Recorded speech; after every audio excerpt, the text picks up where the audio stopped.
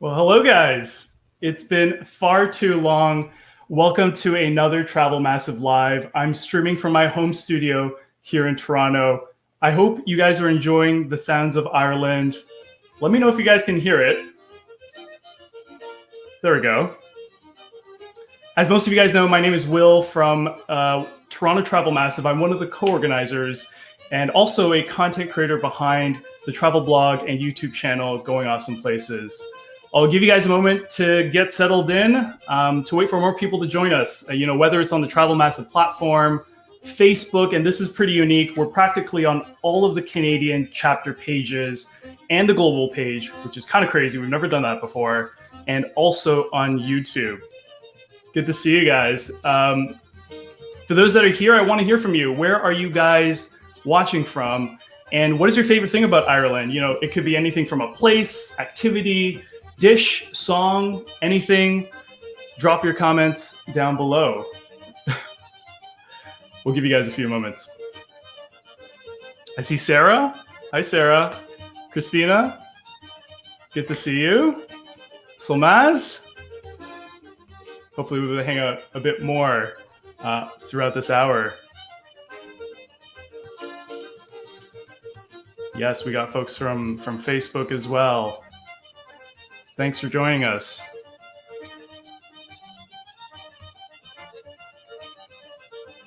Yes, Sarah, you're enrolled in Irish dancing, or you were. That's awesome.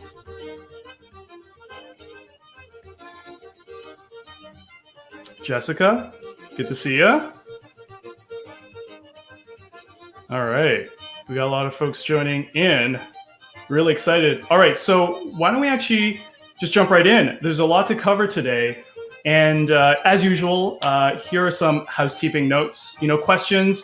We want you guys to engage. I want you guys to ask a ton of questions. We have a lot of amazing guests today. So feel free to drop your question on any platform that you're watching from, whether it's YouTube, Facebook, Travel Massive, at any time, and we'll get to the Q&A at the very end, so we'll get to all of your questions.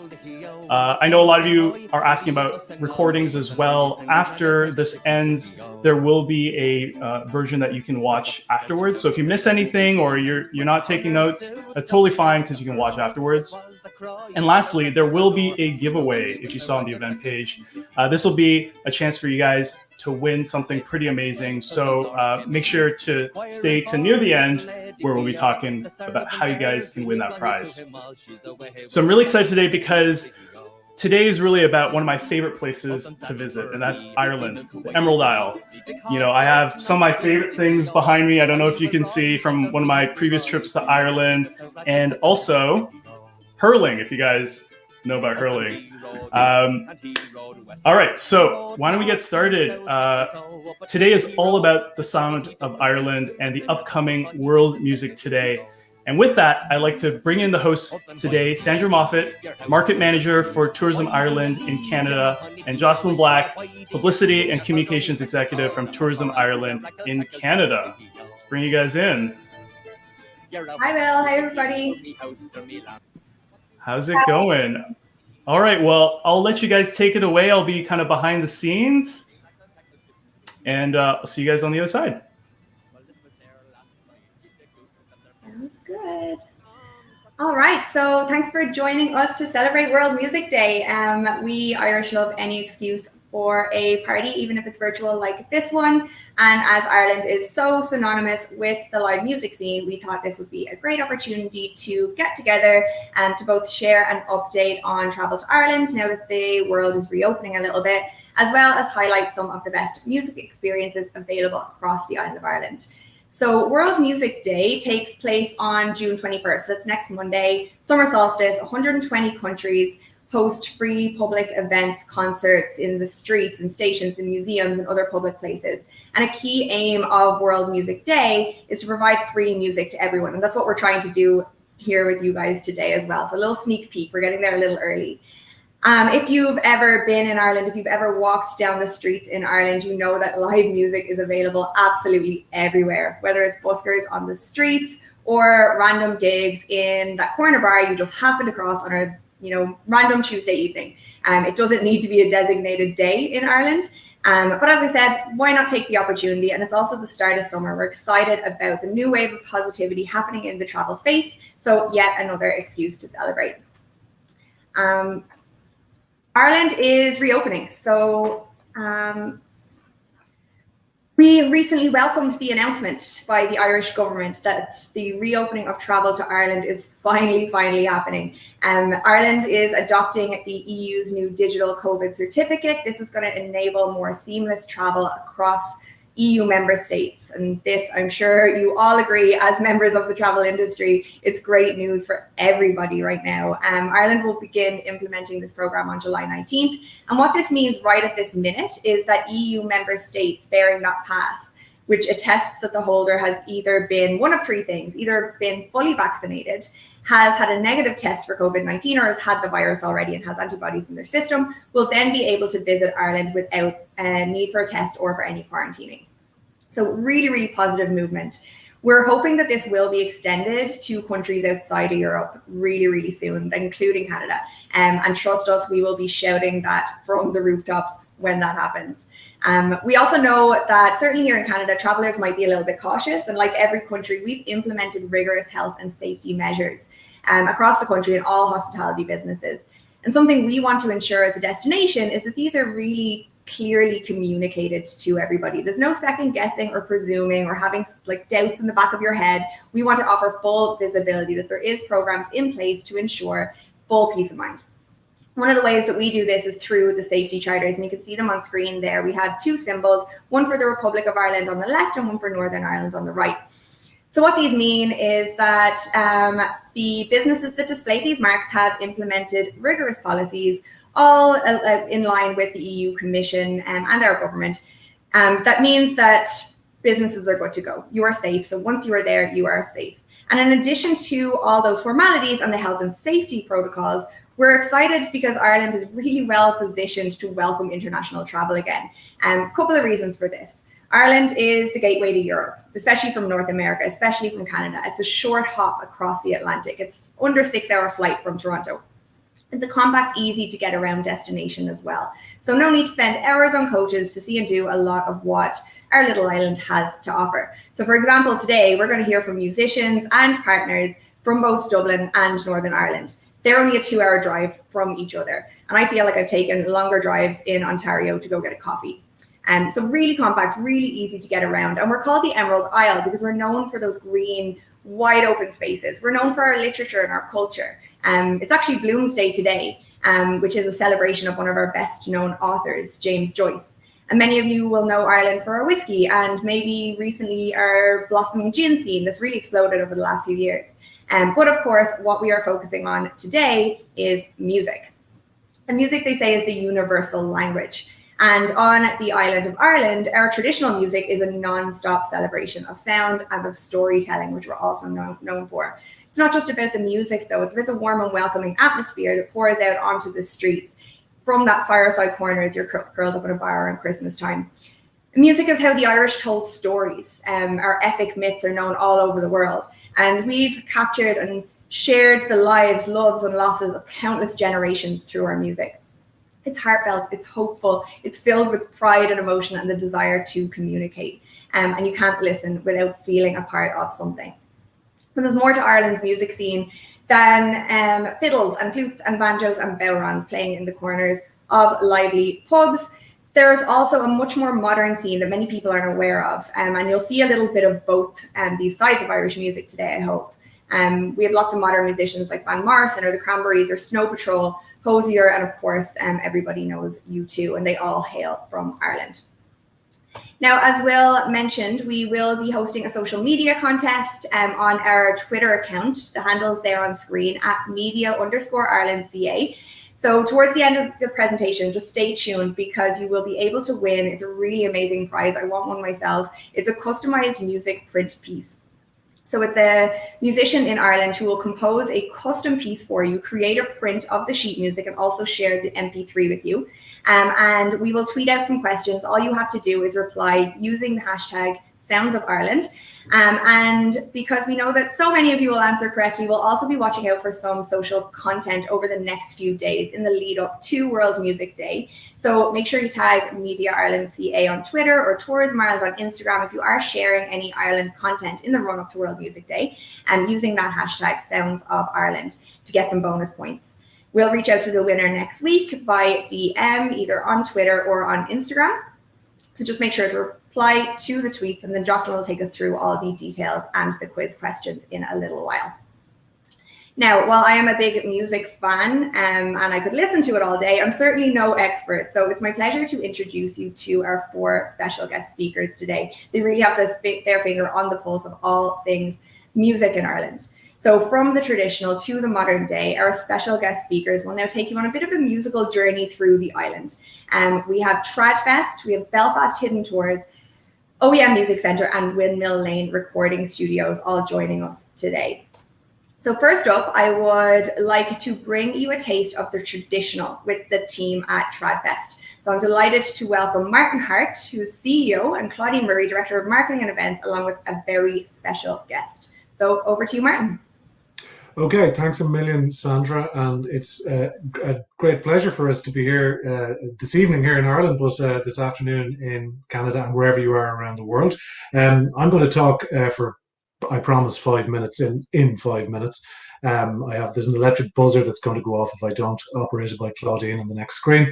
But before I do that, we have a great saying in Tradfest at all our launches. We tend to let the music do the talking, and what better way to do that on World Music Day than to introduce you to Michelle Mulcahy and her father Mick, who come from the very beautiful county of Limerick. Michelle, I mean, I could spend 5 minutes talking about the accolades and wonderful things that she's achieved over the years. She's one of Ireland's most talented multi-instrumentalists in traditional music. She has an incredible mastery which spans concertina, harp, fiddle, accordion, piano, and melodeon. That's all. I don't think she could fit anything else in with all of the lessons going on. And she's joined by her dad, Mick, a master button accordion. My own father, indeed, was called Mick, Lord of mercy, and he was a button accordion as well. So I'm a great fan of the instrument. So I'm going to ask Michelle and Mick now to play a little tune to open our Tradfest presentation, and then we'll tell you a little bit more about Tradfest. Over to you guys.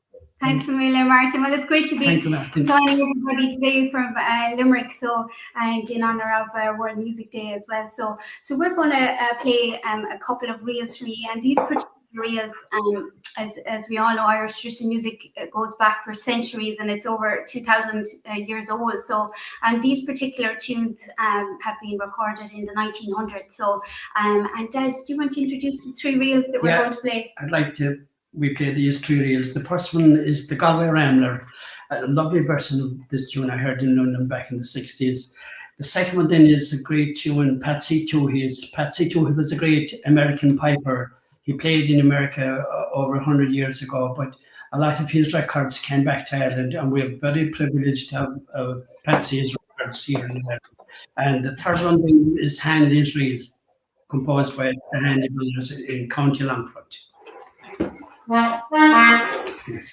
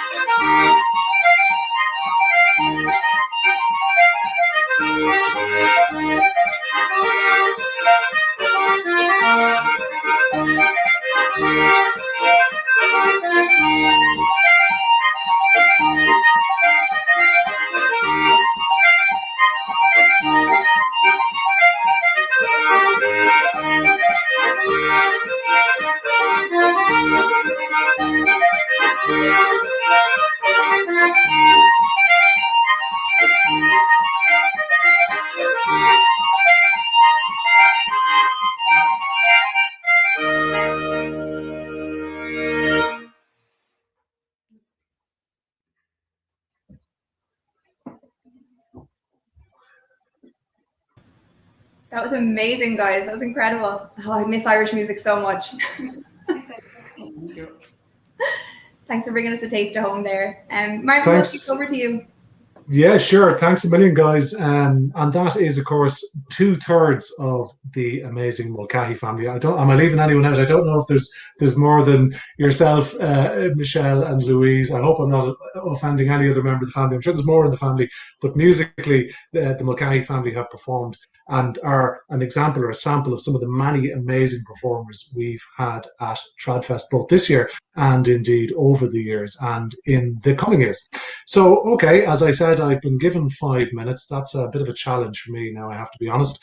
But I promised Sandra that I could make it in that time, which I hope I can. So I suppose the question I have to ask myself, and you maybe have to ask, is can I link pre-Christian music, a quote from scripture, Shakespeare, George in Dublin, the Oscars, an Anne Rice movie, Interview with the Vampire, Gulliver's Travels, La Scala, National Symbols, Dracula, A Cosy Pub, the late actor Sam Shepard, A Lively Session, JFK, Andrew Lloyd Webber, the 1916 Rising, A Pope, COVID-19, and Tradfest into 5 minutes. Well, I'm going to try. Okay, so here goes. Irish traditional music, as Michelle has already said, dates back to 900 BC, so it arrived before Christianity, pre-Christian. So that's our pre-Christian message. The first shall be last and the last shall be first. That's your scripture. But that's also COVID, because Tradfest was the first festival of 2020, live music festival, and it also was the last because COVID came and closed us down. So we hope to be the very first live music festival of 2022. And of course, Tradfest, if you don't already know, happens in January of each year. So it's Ireland's only winter music festival, and it's the first festival to welcome you back into Ireland in 2022 if you don't come before that. Okay, Newbridge House, a Georgian mansion in Donabate, North County Dublin, of course. Newbridge House was one of the last venues we had, or we had a performance in as part of Tradfest 2022, or 2021, I should say. Newbridge House is a Georgian mansion, and it featured the Oscar-nominated actor Stephen Rea, who featured in the Anne Rice movie, An Interview with the Vampire, and indeed a hell of a lot more. He performed there with his great friend Matt Malloy of the Chieftains, one of the great Irish traditional music groups, in a tribute to his late friend Derek Mahon in March of this year. And that house, Newbridge House in Donabate, in Dublin, only 20 minutes drive from the city centre, is the location, or was found to be the location, of the only portrait in existence of William Shakespeare. Yeah, you heard me correctly. There was only one portrait of William Shakespeare ever found, and it was found in Newbridge House, the Georgian mansion in North County Dublin, one of our Tradfest venues. So again, I've managed to weave that in. Also in Newbridge House this year, we had the great fiddle king, Frankie Gavin. Frankie Gavin is the fiddler from the original Dryden, and that, I believe, was one of the tunes which was played in the opening, which Will played in the opening to this piece earlier on. Frankie Gavin, the great fiddle king, who has performed for Tradfest and played with Dryden, of course, performed for JFK in 1962 in Ireland. He also performed for President Clinton, President Obama, and President Biden. So there you go, another fact, fun-filled fact from Tradfest. So moving swiftly on, Gulliver's Travels. So another one of our venues, moving from the North County Dublin into the city, is St. Patrick's Cathedral. So St. Patrick's Cathedral, a venue over 1,500 years old, and location of many fantastic Tradfest concerts over the years. It is, of course, home to, or has been home to, the great writer and satirist Jonathan Swift, who, of course, wrote Gulliver's Travels. So there you go, I managed to get that in. And it's a place where we featured many great performances over the years. And Tradfest, we believe in the concept of Trad without frontiers. So we've everyone, literally, from Judy Collins to Billy Bragg to some of the greats of traditional music, such as Andy Irvine and Donald Lunny, and many, many others over the years. So another great venue, right in the heart of the city centre, just beside Temple Bar, and features, I suppose, in Tradfest in many many of our festivals over the years. La Scala, I said I'd mention that. In Tradfest back in 2013, we had the great Galician piper. I did say it was Trad Without Frontiers, Carlos Nunez, who of course plays with the Chieftains and has featured great Spanish and Galician music. When he arrived in St. Patrick's Cathedral to play his first performance there for Tradfest, announced that it was indeed the La Scala of the Irish traditional venues. That was a great accolade for us indeed. So we managed to get that in. So we mentioned, and it was mentioned at the start by Tourism Ireland, and I mentioned it indeed, having Michelle Mulcahy here, the harp. Music is so infused in our culture and in our traditions that the harp is indeed our national symbol. So I suppose it is adorned on our buildings, on our currency, and so on. So we love music so much that our harp is indeed the national symbol. So that's another fact that and well represented over the years in Tradfest, and indeed again today. Moving on, in the 18th century, Dublin, and Tradfest is based in the Temple Bar area of Dublin, which is the historic centre of the area. Dublin was known as the second city of the empire. Of course, we're no longer part of the British Empire anymore, but we then, as now, had a very active musical life, and that culminated in, among other events, the first performance of Handel's famous oratorio Messiah. Not a lot of people know that Hallelujah. I'm not going to sing Hallelujah for that, but that was performed on Fishamble Street in Temple Bar, where Tradfest happens each year in January. Handel, of course, was a famous enterprising composer of his day who's been described as the Andrew Lloyd Webber of his day. He was a man who could read the entertainment zeitgeist and produce a piece of music that would sell very well. He performed and stayed in Dublin. As I say, he performed in Temple Bar, the first version of the Messiah. He also performed, I believe, in St. Michan's Church, another venue just 10 minutes walk from Temple Bar, which also features as part of our Tradfest venues. A very interesting venue, which of course was home to, yes, Bram Stoker's family and their family plot. Bram Stoker, of course, who wrote Dracula, and it's often assumed, I think, that he was inspired by many of the tales in Dracula, or at least some of the descriptions, from visiting the crypts which lie below St. Michan's Church. So when you come to Dublin in January to Tradfest and you visit and get to a concert in St. Michan's and you decide to go downstairs, visit the crypts where Bram Stoker did and which helped him or inspired him to write his great novel Dracula. So moving on, the Button Factory. Yes, indeed, in the middle of Temple Bar, it is a factory that makes buttons. Well, it used to make buttons. It's a music venue now, so it has more button accordions than button making in this place. Why is that relevant to my opening story? Well, it's a great contemporary venue right in the heart of Temple Bar. So as I said, we have gone from the historic, from the pre-Christian in many ways, or early Christian, right up to the contemporary, where you can hear a lot more contemporary folk and trad and world music on a day like today, which is World Music Day.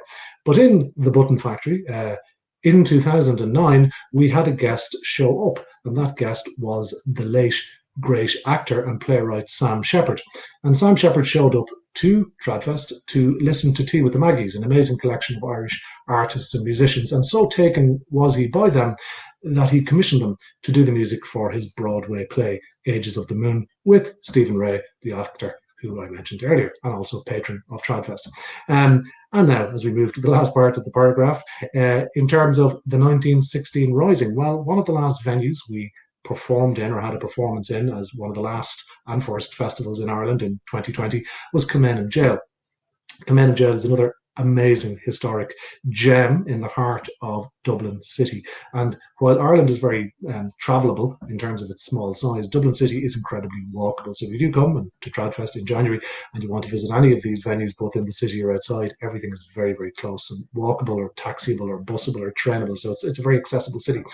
Back to Kilmainham Jail. Kilmainham Jail was, of course, for anyone familiar with Irish history, the jail where the leaders of the 1916 Rising were incarcerated prior to their execution. And one of those revolutionary leaders who was executed in 1916 was a man called Eamon Cant. Eamon Cant was a very, very capable piper, as is, of course, Louise Mulcahy, Michelle's sister, who isn't here this evening. But Eamon Cant was a piper, and he indeed performed for Pope Pius X. So there's your link to the Pope in 1913. However, he was executed in the grounds of Kilmainham Jail in 1916. In 2020, when we hosted an event in Kilmainham Jail, we marked that occasion, and with Mark Redmond, one of Ireland's greatest master pipers, he played Element in Kilmainham Jail using the actual pipes played by Eamon Cant. So Eamon Cant spent his last night in this world in Kilmainham Jail, and we played, or his pipes were played in the jail, in that space, as one of the last concerts of Tradfest 2020. So there you go. Tradfest is 5 days and nights of stories, romance in the venues, with the music, in the city, with the history, dancing, a drink or two or three in many of our cosy pubs, and some of the greatest traditional and folk musicians that Ireland has to offer. So we look forward to welcoming you back and to being together again with us in music in Dublin, hopefully in January 22. Hopefully that's 5 minutes. Thank you. Thank you so much, Martin. As I think we can all tell, there is so much happening for Tradfest next year. So if you do want more information on that, tradfest.ie is the website, and so do be sure to check it out. So next up, we have Conor Owens, Managing Director for Belfast Hidden Tours and Belfast Music Tour. And so the Belfast Traditional Music Trail is a unique way to experience Irish music. And today we're hoping to give you a little taste of what you can expect from them. So over to you, Conor. It was excellent there, Martin. A lot of great links and information. I'm going to do something similar. Give yourself an introduction. My name's Conor Owens, and I'm the owner of Belfast Hidden Tours. We're a company been running for about 6 years now. And then the last 4 or 5 years, we have a premier product called the Belfast Story. And that's probably why I'm here today, because I work with a lot of the city and outside the cities, the best musicians and dancers. And we created a show to celebrate the history of Belfast and through the storytelling, music, song, and dance. So we use a lot of songs and stories that are associated with the city. Some of you might recognise me from Before Christmas. I did Belfast in a Bag. I think there's a lot of people from Canada on, and unfortunately, the bag got binned the next day. So my brother, who's a builder, who's doing a bit of work at the house, seen the bag, thought it was a bag of rubbish, and dumped it. So when I was asked to do something similar again, I luckily had a trunk of junk, a trunk of junk, but it's not junk because everything has a story and association. So what I'm going to do today, I'm going to pull out some of the items, and some might be tedious links, is just to give you an idea of what we do in Ireland. Is we create stories, we sing songs, and we dance and have fun. So hope you enjoy this. I'll try my best to speak a bit slower because we talk very fast in Belfast. It's even in the name, fast. And anyone that's been to Cork as well, just on the same note, we talk really quick. And it's because I think it's because we're port towns. You get the same in Newcastle and Liverpool and Glasgow. So that's a wee link. So first of all, item is, let's see if we get the right way in. It's upside down. Is Bridget. So this is one of the saints. So yeah. So that's a lovely throw. It's been done by a local artist. This is Frizz. She does all around Ireland, and she concentrates on myths and legends. So again, we have a lot of song and culture around, and I think Martin touched upon it before Christian times. And even with Bridget herself, there's a sort of a pagan sort of goddess called Bridget as well. And then there's obviously Saint Bridget. Saint Bridget is one of the free saints of Ireland. The free saints of Ireland are Patrick, Columkill, and Bridget. And in down free saints, one grave do fill, Bridget, Patrick, and Columkill. That's how you remember. So if you come to Ireland, Downpatrick is about an hour from Belfast and an hour and a half from Dublin. Not even. So great place to visit. And as Martin says, there's links to all the music throughout the island. Right, next item. Okay. Oh, this is a tough one. So basically, this is a lantern. This is representing dancing. So one of the theories behind Irish dancing was back in the day when we went to pubs, the law and the sort of state didn't like us having fun. So we had sort of shebeens and places where we drink, but when we had the music on, people would stand up, and if the police looked in, it was from windows up. So everybody was dancing with their feet below. So that's how Irish dancing came about, because we weren't allowed to have fun, so we had to be secret about when we were dancing. So that was a real tedious one. Apologies, but sure. What's new? So the harp. So again, Martin said it was the national emblem of Ireland. It was copyrighted by Guinness before the Irish state was created. So when the Irish state was created and wanted to use the harp, Guinness and Ireland had a bit of a ding-dong fight in the courtyards. And Guinness is the harp to the right, and then the harp to the left is the national harp as well. And because I'm from Belfast, 1792 Harp Festival helped revive the Irish harp. So that's one thing for Belfast. Next of all, I think was touched upon as well, was even within songs and a lot of religious songs, some of them being composed in Ireland. And just top of my head, there's a guy in Derry, I can't remember the one it is, but there's a lot of links. So even within our own services, both Protestant Catholic churches in Ireland, a lot about music and song. So again, it's everywhere. Okay. This. So Wizard's Hat. So again, touching on the old sort of pagan ways about how the stories and myths were linked. So a lot of the old songs and even the old airs and stuff are linked to the people and the land and even the animals. So it's an over item. Okay, something a bit more local. So again, even in industry. So industry, this man's called Barney Hughes, and he created the Belfast BAP, which helped feed the poor people during the famine. BAP, P for Papa. Sorry, I'll just get that right. It stands for bread at affordable prices. And in Belfast, we have a rhyme, and it goes, Barney Hughes' bread sticks to your stomach like lead. Not a bit of wonder, you fart like thunder. And apparently it was made by his competitors to try to say it was bad bread. But Barney says that rhymes dead on because it meant that their stomachs were full. So it just shows you how you can counter things, especially in Belfast. We're good at that. This one will be, well, this is a Viking boat. So again, it's linking to the different Norse sort of mythologies and stuff. It's quite close to the Irish mythology. So the ones I would look at is the sort of Egyptians, the Celts, the Greeks, and obviously the Norse. We have a lot of links to old stories and myths, which is great fun, especially in the magical stuff.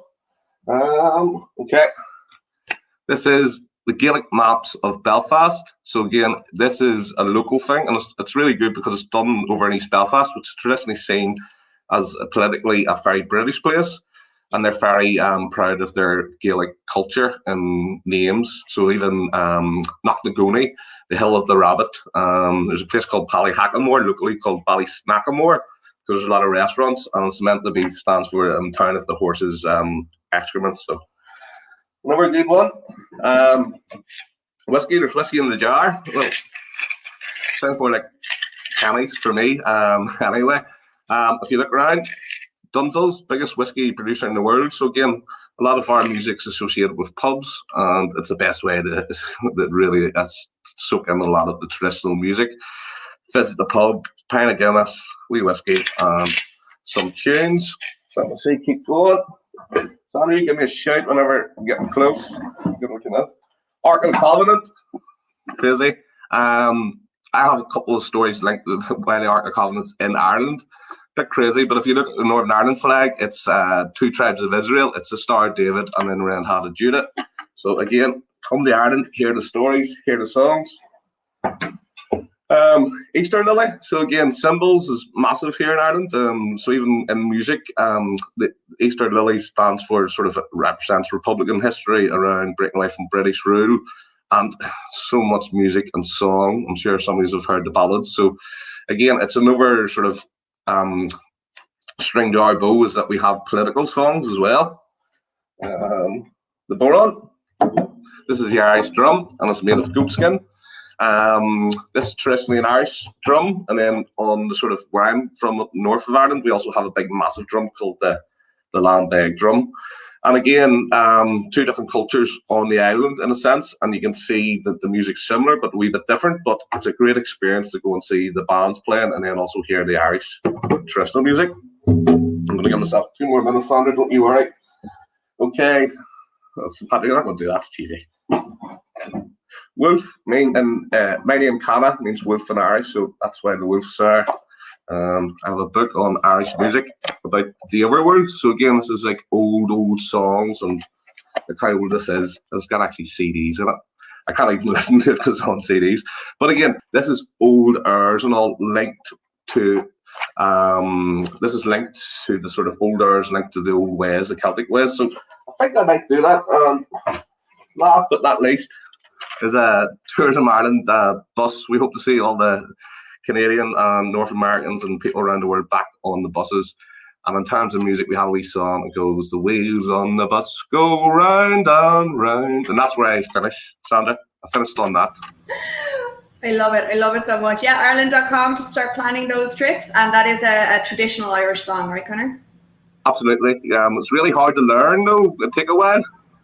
Yeah, everyone has to start working on the lyrics now just so they're ready. That was awesome. Thank you so much, Conor. Now we are going to stay in Northern Ireland just for a minute, and I'll pass you over to Charlotte Dryden. So Charlotte is the Chief Executive Officer of the Oh Yeah Music Centre, which is Belfast's dedicated music hub and a resource for music makers. So over to you, Charlotte. Thank you, Sandra. Can I just say, really enjoyed Conor's presentation there, and I can testify that Frizz is an incredible artist, so do please check her out. Yeah, my name is Charlotte Dryden. I'm Chief Executive of the Oh Yeah Music Centre. Welcome to Belfast, virtually. I'm afraid I don't have music to play you or lovely items to show you, but I will tell you a few great stories in a nutshell, because I'll try and keep this short, but then you need to come and visit. So yeah, we're a city with a musical story that we're about to celebrate. From the likes of Van Morrison to new champions like Bicep, we've got plenty to talk about. In fact, we're currently feeling very confident about our music story, and we're bidding for UNESCO City of Music status. We hope to find out in November if we get that. We're feeling good, don't want to jump the gun, and we'll be celebrating anyway with a festival called Sound of Belfast in November, so check that out as well. Belfast is a seaport in the north of Ireland that's been shaped by grit, conflict, and so much creative energy. The city has given us great songwriters and remarkable characters. It's got venues that you'll want to spend time at. Music is helping to define the new Belfast, and happily there is a place that's bringing the story to life. Here at the Oh Yeah Music Centre, we have been based in the Cathedral Quarter since 2007. We were established by a group of music lovers that included Gary Lightbody of Snow Patrol, one of our co-founders. We're in an old whiskey warehouse that's become a venue and a home for music industry people and the wider community. We're a dedicated hub that wants to grow new music. And we also tell the story of Northern Ireland music and how it's grown over the last 60 years. In a moment, I'd like to provide you with a short overview of the Belfast Music Bus Tour that we also created. But first, I'll tell you a little bit about the Northern Ireland Music Exhibition right here at the Oh Yeah Music Centre. In 2009, we launched the first version of that exhibition, and it continues to grow as more and more items are added. For example, we've got a series of legend boards. You can learn about Henry McCullough, the only Irishman to play Woodstock Festival.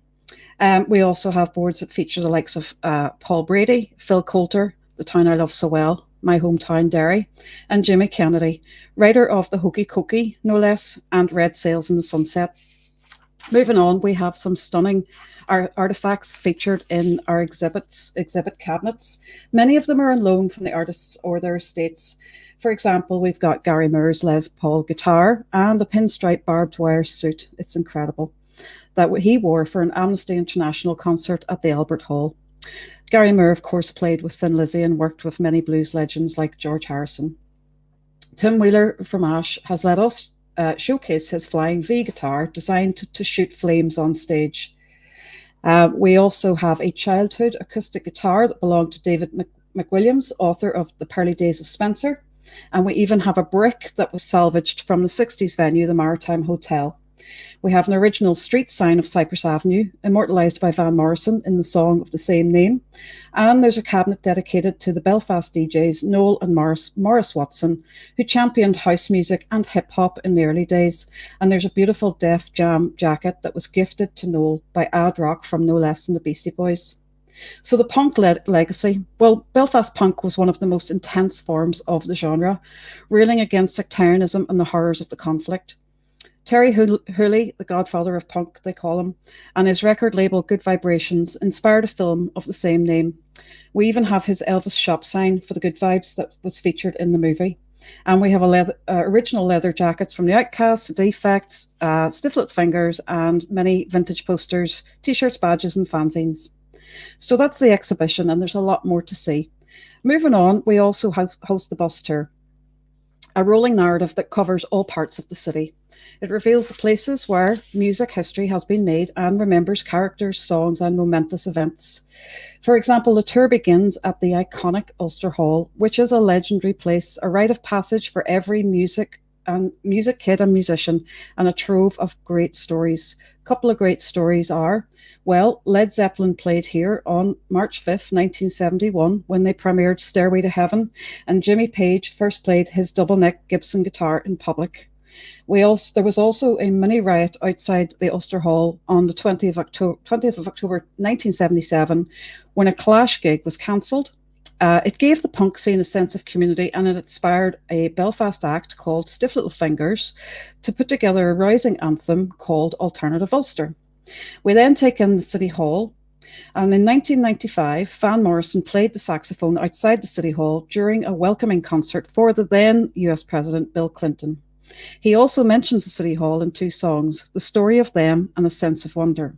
And in 2008, Snow Patrol released Take Back the City, which they called a love song to Belfast, and they played in front of the City Hall during the MTV Europe Awards in 2011. Moving on quickly to the former site of the Maritime Hotel. On 17th of April 1964, Belfast's first R&B club opened in the Maritime. The main draw was a band called Them, featuring Van Morrison. It was here that the band was spotted and signed to Decca Records by Dick Rowe.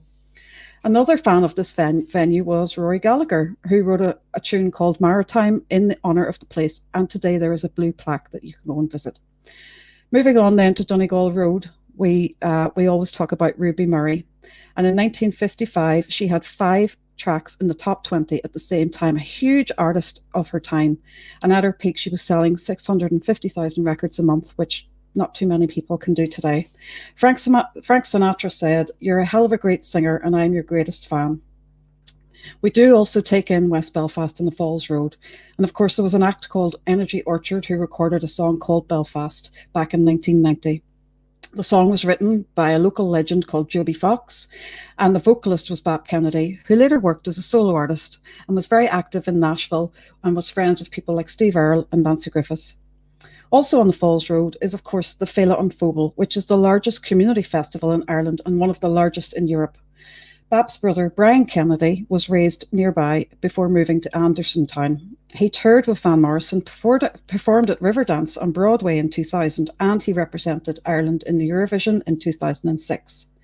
Then there's the McPeak family, who came from the Springfield Road, one of the great folk dynasties, admired by Bob Dylan, the Byrds, and John Lennon. Purple Heather was the big tune. And Sinead O'Connor once was asked, if you were to take only one thing from your burning home, what would it be? And she said her McPeak collection. Sean McGuire was a great fiddle player and teacher, and he's celebrated in a mural in West Belfast. We move then into East Belfast, and famously Van Morrison, who was born on Hindford Street in August 1941. He lived in a 2-up, 2-down terraced house until his musical career took him away in the mid-60s.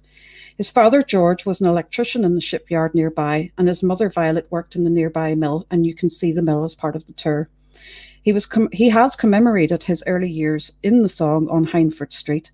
His first band, Sputniks, used to practice their skiffle songs in the alley behind the house. Van refers to his father's time at Harland and Wolff shipyard in the song Choppin' Wood. And then, of course, other famous sons of the area is Gary Moore and Eric Bell, who both played with Thin Lizzy. Gary also worked with the likes of B.B. King and the Travelling Wilburys. And we can't talk about the tour without talking about Cypress Avenue. So Cypress Avenue is a beautiful tree-lined Victorian boulevard, the subject of a classic fan track on his 1968 album, Astral Weeks. It's only 5 minutes from his home in Hindford Street, and he also refers to this boulevard in songs Madame George, On Hindford Street, and The Healing Has Begun. Cypress Avenue is our Penny Lane, it's our Strawberry Fields, it's our Waterloo Sunset. And Van played 2 shows on the Avenue in 2015. As we head back into the city, we should mention the Waterfront Hall, the setting for the famous Yes concert in 1998, when U2 and the band Ash played a free concert supporting the Good Friday Agreement. Bono encouraged the 2 main political leaders of the time, John Hume and David Trimble, to shake hands on stage. As we make our way back round to the OUS Centre, we pass the Old Northern Bank and the Assembly Rooms, the scene of the historic 3-day harp convention in 1792. Organised by Edward Bunting, aged 19, he transcribed the melodies just as the old Gaelic order was dying out, thus saving a treasure trove of songs and airs. And then we head to Commercial Court, where you can now find the Harp Bar, which is always buzzing, but also the site of Wizard Studios, which is where the Undertones famously recorded Teenage Kicks. And then we head back to the and I'll stop there because there are many other great things about the Belfast story. But thank you for taking the time to follow that short history, and I hope you can join us at the and the exhibition soon. I would urge you to go and check out the music that we have been populating our YouTube channel with over the last year at the Music Centre, and I do hope that we'll actually see you in person at some time in the future. Thank you so much, Charlotte. That was great. Lots of chat about, Van Morrison, who's from Northern Ireland, Bono up there as well. I know you spoke to that. So I think that ties us neatly over to last but certainly not least, being Niall McGonigal, who's head engineer at Windmill Lane Recording Studio. So Windmill Lane Recording Studios are an iconic part of Dublin. They've seen lots of artists like the Rolling Stones, Kate Bush, the Cranberries, U2, Hozier, Van Morrison, as we said. So we're going to hand over to Niall, who's coming to us live from the recording studio itself. Thanks very much, Sandra. Good evening or good afternoon, everybody. It's lovely to be here and great to be on board with all those other great speakers. I haven't actually been to Belfast myself, but wow, I'm sold. That actually sounds amazing. So as Sandra said, I'm coming to you live from Windmill Lane Studio 1. This is our beautiful Neve console, which I'll show you a little bit more about in a few minutes. For those of you who'd never heard of Windmill Lane Recording Studios, you have no doubt heard of all those great artists that Sandra just mentioned, from Bono, Van Morrison, and all those. I'll tell you a few more in a minute.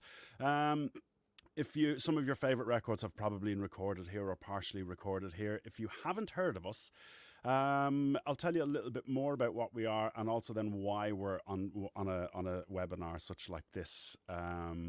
We started back in 1978 on a little street about 10 minutes north of where I am right now, on Windmill Lane, Windmill Lane, the street. That's where it got its name. Very creative, very imaginative. Windmill Lane Recording Studio started off on Windmill Lane itself.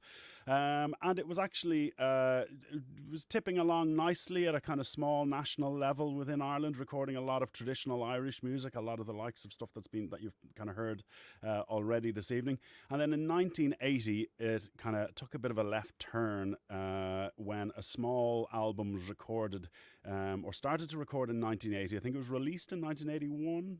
I was only a very small child at then. And the album was called Boy, which you may know was by a small band called U2, who went on to conquer the world of music really several times with many multi-million selling albums and some amazing shows and tours.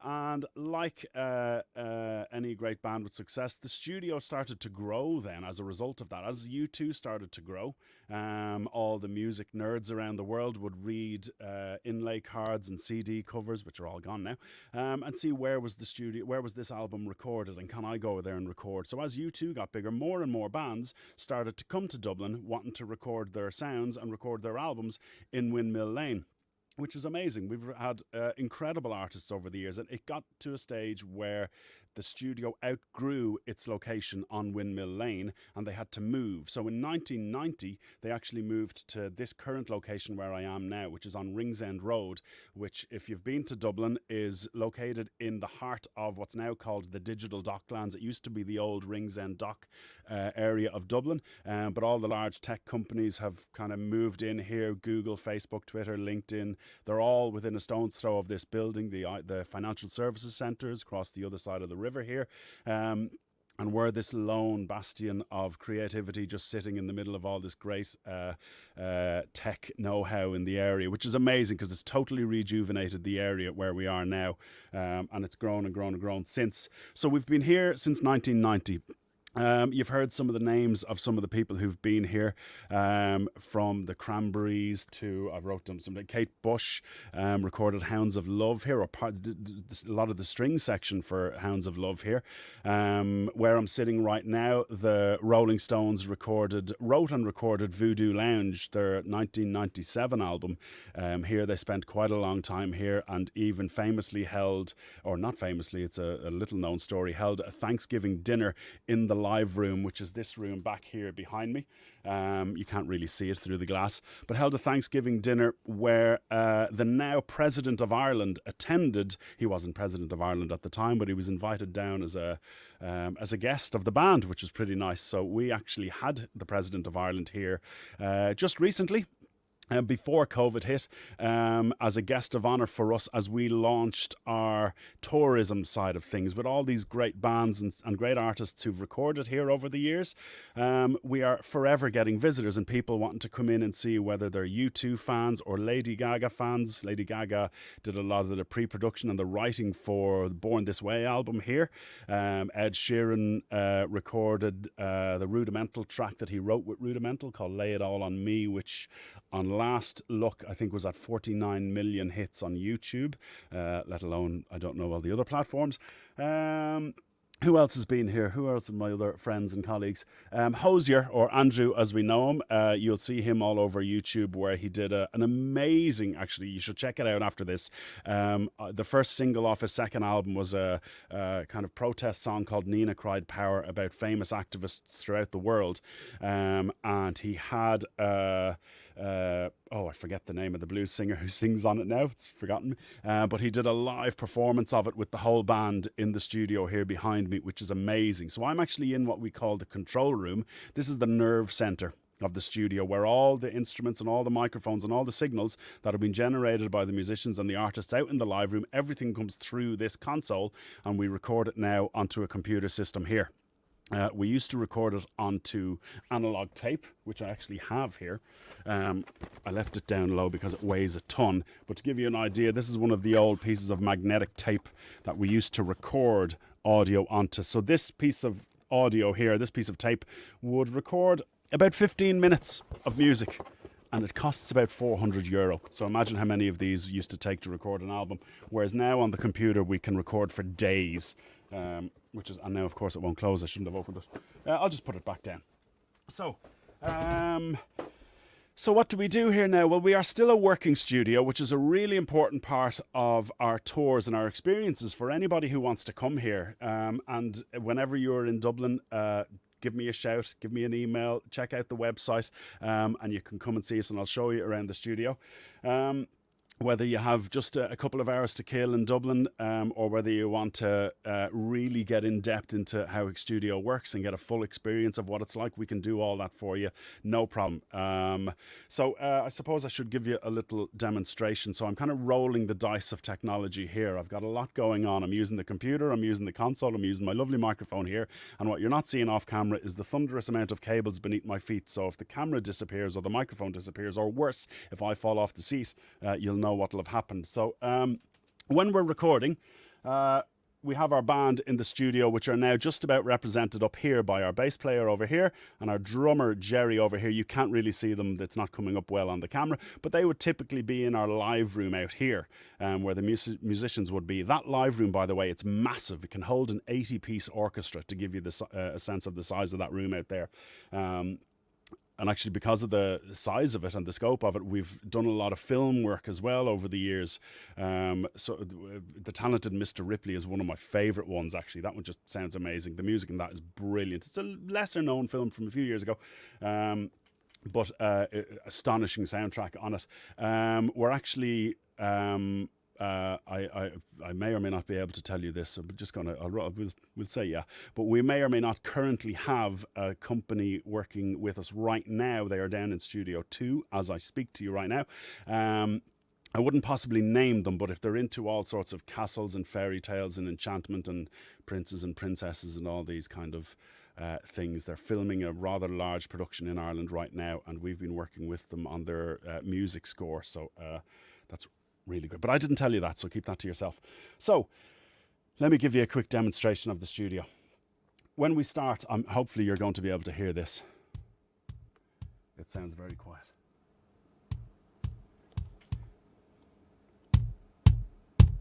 Okay, cool. So that is a kick drum. So you can just about see above my head, there's a drummer here, and there's a bass drum right about there. And we put a microphone in front of the bass drum to record the bass drum. Then we add in another microphone that will record the snare drum. You can just about see the bass guitar.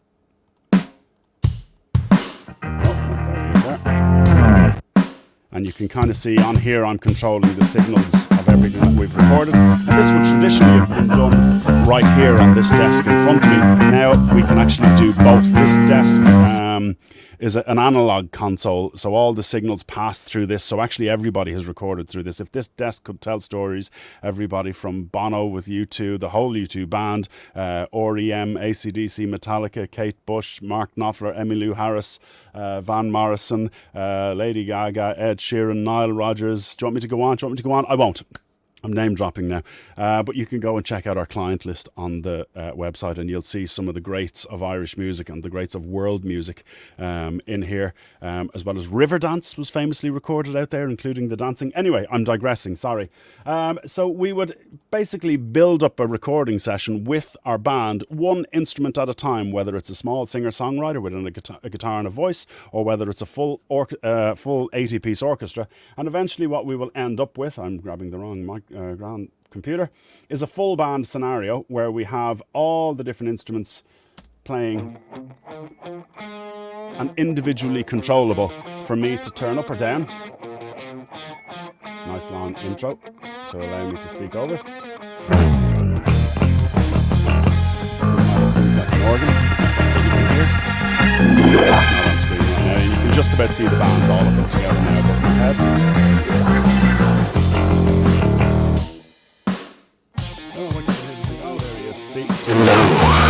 There's the singer. He sounds like he has COVID. Why'd you have to leave me?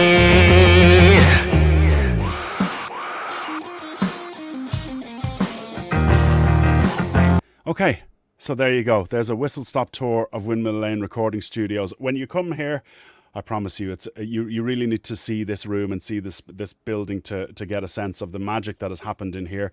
The great thing about modern day studios is we can do all sorts of magic with the computer. When the magic doesn't quite happen out there, we can wave the digital magic wand and help the artists along the way. But trust me, that room out there, the music, and when it's happening live out there, you know yourself when you see a great artist on stage at a concert. The really great ones are great for a reason.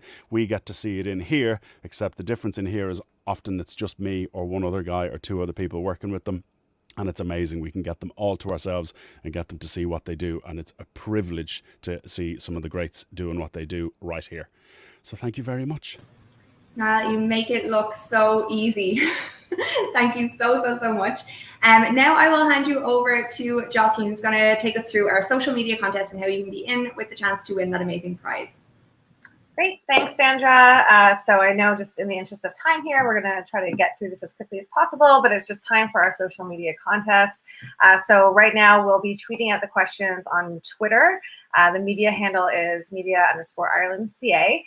Just as a reminder, please reply tweet to the trivia questions for your chance to win a customized music piece. And we'll be selecting the winner based on the most right answers, and of course, additional social media content between now and Monday, World Music Day. And we'll be contacting the winner early next week. So first question.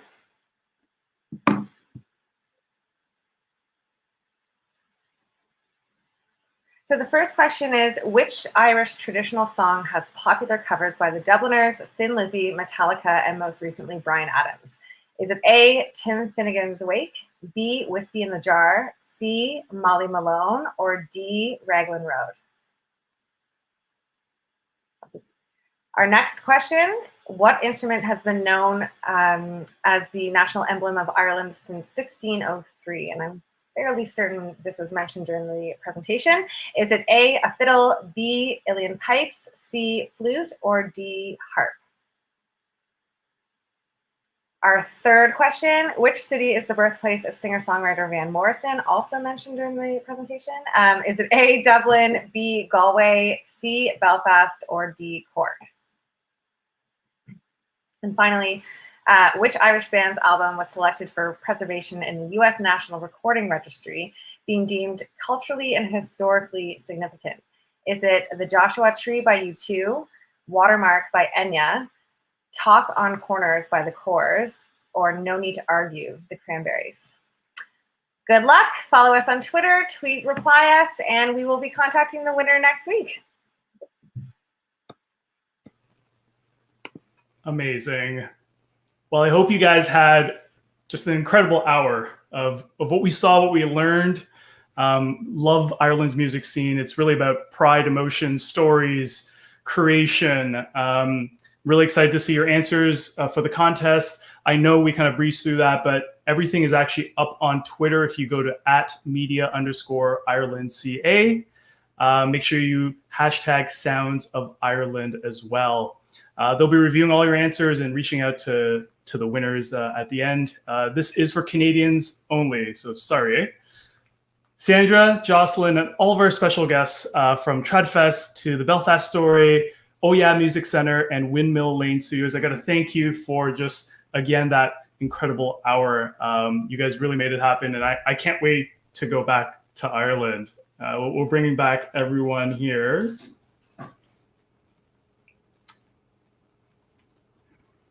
Thank you so much. Oh, there's Connor.